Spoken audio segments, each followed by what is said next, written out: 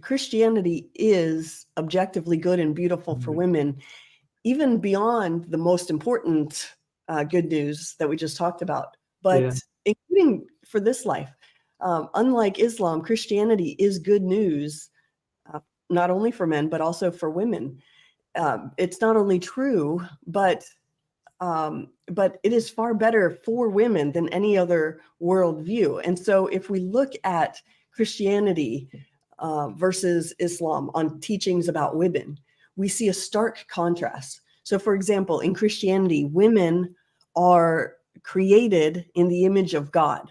This causes this results in inherent value, dignity, and worth for women, and equal value as men have.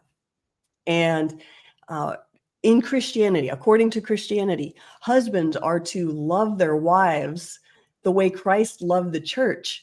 And he must be willing to give his life for her. He needs to lead her spiritually in ways that make her beautiful and excellent in character, not in ways that leave her bitter or resentful or ignorant. He needs to love her the way he loves his own body. All of this is Ephesians 5. He needs to take care of her in every way that is good for her. He needs to prioritize her over his own parents. I know that's a huge source of bitterness and controversy and danger, even for Muslim women, that men prioritize their own mother over their wives. And but according to Christianity, men are to love self-sacrificially in such a way that women are happy to submit to their husband's leadership. Women are not told to submit to all men the way they are in Islam, but to their husband, who's responsible to God for loving her the way Christ loved the church. We also see in the scriptures that a husband's prayers can be hindered if he mistreats his wife. There's nothing equivalent to that in Islam, but Peter talks about that in 1 Peter 3:7. Galatians talks about how women and men alike are saved by grace through faith, and we receive the same glorious inheritance. There aren't two different rules. It's by grace through faith. We also see in Christianity that men are responsible for their own sins. They are to practice self-control. It's not a woman's responsibility to hide herself and cover herself to keep a depraved man from sinning, from violating her. The Spirit of God empowers men to be self-controlled, to be respectful of women, to be courteous and kind and protective, and to use their strength for good, not for evil. Men are to be faithful to their one wife. And I know that that's the multiple wives thing has been another source of great trauma and pain and suffering for women in a lot of the Muslim world. So these are very different than what we see in Islam. And if we have time and you'd like, I could share just a few things about what Islam teaches as well. Yeah, absolutely. I can't help but think about all the atrocities that's taken place in Israel. And I mean, we don't have to talk about that, but I think it would be good if you shared a little bit about what Islam does teach about women, because I think Christian women in our churches today, they need to hear this kind of stuff. They need to, we're constantly hearing things like, they believe in the same God that we do, and they're just another Abrahamic religion. They need to see some of these differences and understand that this is not coming from the same God. Maybe share a few of those with us. Absolutely. So women, as well as men, are not made in the image of God, according to Islam. So there's no basis for inherent human worth or dignity or human rights. A person's value is dependent on things like their gender, their accomplishments, their perfect obedience to the law. And this is actually terrible for women because according to Muhammad, their prophet Muhammad, and just keep in mind, I mean, when I say prophet Muhammad, I'm talking about, false prophet Muhammad. But according to Muhammad, women are lacking in intellect, morality, and common sense. The Quran teaches that the witness of 2 women is equal to that of 1 man, and the hadith Bukhari describes why, explains why. And it's because of the deficiency of her mind. And Sahih Muslim, another hadith that important teaching of the life and words of Muhammad, who is the excellent pattern of conduct, who is to be imitated in all things. It records that Muhammad said women lack common sense, they fail at religion, and that most of the inhabitants of hell are going to be women. They are women. He said he was able to see hellfire. He had never seen such a horrible sight, and most of the inhabitants there were women. All right. We also learn from Islam that the reason, according to the Quran, chapter 4, the reason men are in charge of women, and again, not a husband with authority over his wife and the responsibility to love her as Christ loved the church, but rather all men in charge of all women, because God made men superior to women.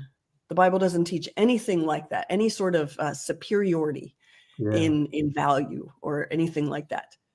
The Quran 4:34 says men are in charge of women because God made men superior to women. In Islam, men are encouraged to beat their wives if they even fear disobedience from them. So it would be bad enough if men were encouraged to beat their wives if the wives were actually disobedient. That would be terrible. But it's not even that good. Men are encouraged to beat their wives if they fear disobedience from them. So that means all you need is an insecure man in order to justify beating his wife.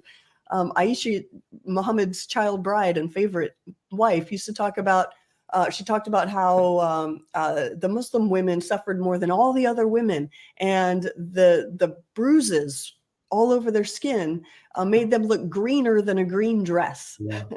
This is obviously quite problematic. Men are permitted to marry multiple women according to the Quran, as I mentioned before. Men are permitted to have sex with children. Muhammad married a 6-year-old, consummated the marriage when she was 9, and continued that process of what we would call statutory rape until his death at, I believe, 53 years old, when she was only 18. She was 18 when he died. So throughout that entire time, he was having sex with a child, and he is the excellent pattern of conduct. I've seen this throughout Afghanistan as well. I met so many women who had been married off at 9 years old. Wow. And it's just absolutely horrifying. Yeah. Men are, and this is probably the worst one, I think, or these, along with the child thing, and something we are seeing with in Israel, with Hamas in Israel, is that men are permitted, even encouraged, to capture women in war and to rape them. And so we have seen, if you've been paying attention to the news, we have seen just nauseating images of women with their pants just soaked in blood in the back from being sodomized over and over, presumably by gangs of men who hate them, by the way, who hate them and think they are the most despicable creatures on earth, who think they have no value, because non-Muslims are called the worst of creatures.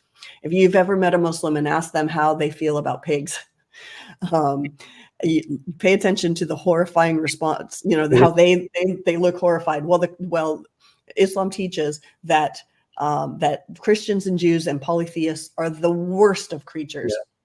And the only way, to interpret that is we're even more despicable, disgusting, and vile than the way they view pigs. And and we see throughout the life of Muhammad and the teachings of the Quran and the commentaries on the Quran that women are sex objects in Islam. The Quran too talks about how women are a field to be plowed. The word used in most translation is your tilth. And Yeah. so approach your tilth any way you want, anyhow, any way, whenever you feel like it, whatever you want. There's no mutual giving of one another, entrusting one another's bodies to your spouse. Property. Yeah. Yes, women are property, exactly. And Islam allows temporary marriage, which is practically speaking indistinguishable from prostitution. A man can hire a wife for the hour, for the day, for the week while he's traveling, so that he doesn't have to practice any self-control whatsoever. And this is a perfectly good practice within Islam. It's not just permissible, but it is considered good. Muhammad said to his followers, this is a good thing that Allah has allowed. Do not forbid yourselves what Allah has given you that is good.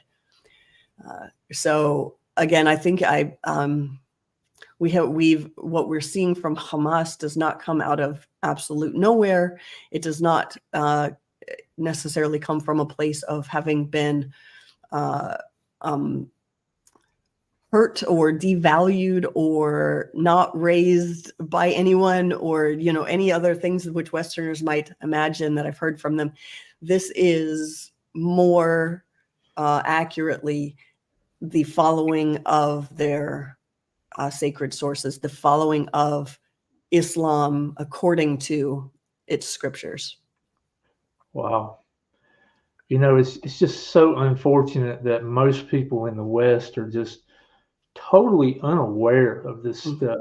And it just opens the door wide open for all these, for lack of a better term, leftist politicians who go before the public and they lecture us about human rights and talk to us about what's morally right or wrong, and all the while supporting Islam and Hamas. And I just think I've always said, I wish every Christian woman in the American church knew what you just shared in the last few moments.